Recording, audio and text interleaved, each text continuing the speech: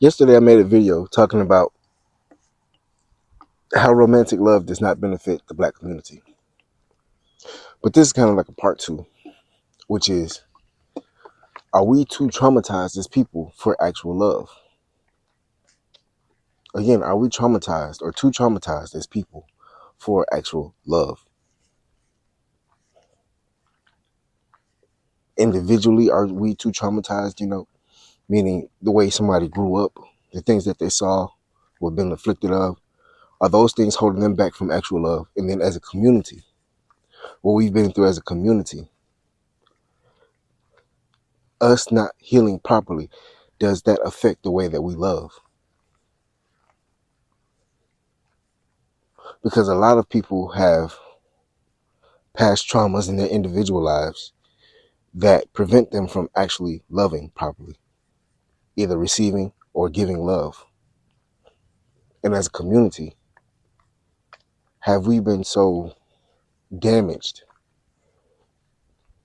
to where our standards and our thought processes on how to love is skewed?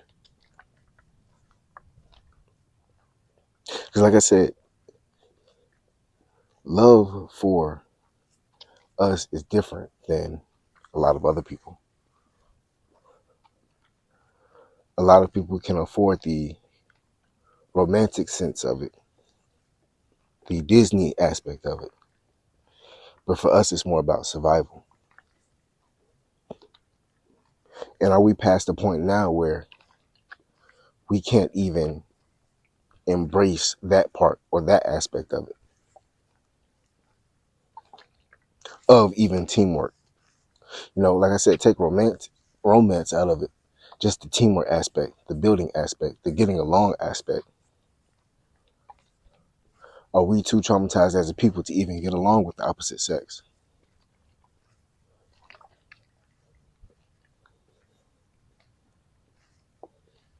And this trauma is more so, I would say, systematic and passed down than us bringing it upon ourselves. But that takes away from accountability. And if we give the reasoning upon somebody else, then we can't change it and fix it ourselves. So then I also ask myself, do we even, or are the people even wanting to fix it? Are the people even wanting to have actual love?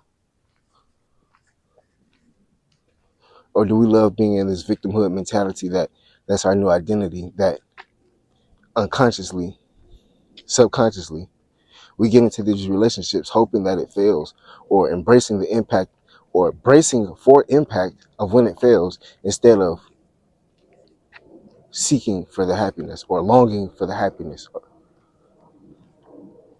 That's a crazy one. That a lot of us get into the relationship with a plan B or a backup plan if in case it fails, versus in case it succeeds. And to me, if your thought process is already on that standpoint or already in that field of, what happens if it fails versus what happens if it succeeds, then you're already doomed to fail, because subconsciously you're going to be operating in a scarcity mindset. You're already going to be acting from the point of it failing, then it's succeeding. So unconsciously, your actions are going to sway towards that of it failing, then it's succeeding. So that's why I say, are we even past that point? Too far gone? Too traumatized for actual love? And love in any sense, it could be romantic, it could be building, it could be anything. Are we past too far gone? Which is sad, because I believe love is the highest form, vibration, frequency, whatever the case may be. I believe it's the highest one.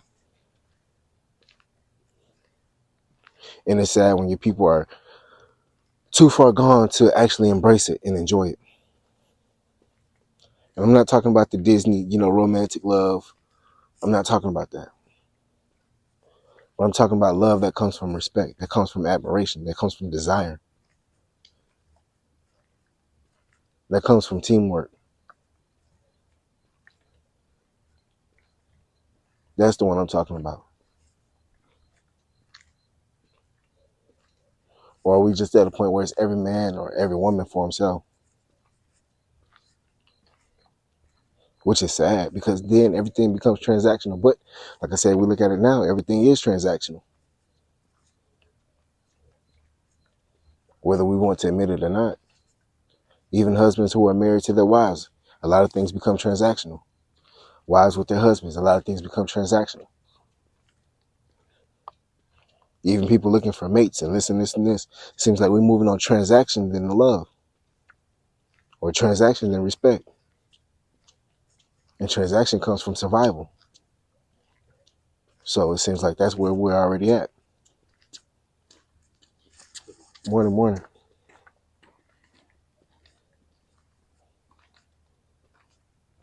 So are we just in a transactional place now? And we're already too far gone. Because when everything is transactional, it loses its soul. You lose your soul. You lose your spirit. You lose that essence of what makes you alive, what makes you human, when everything becomes transactional.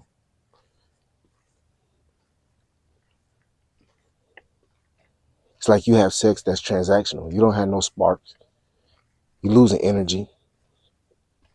You're not really in it for what sex is really for.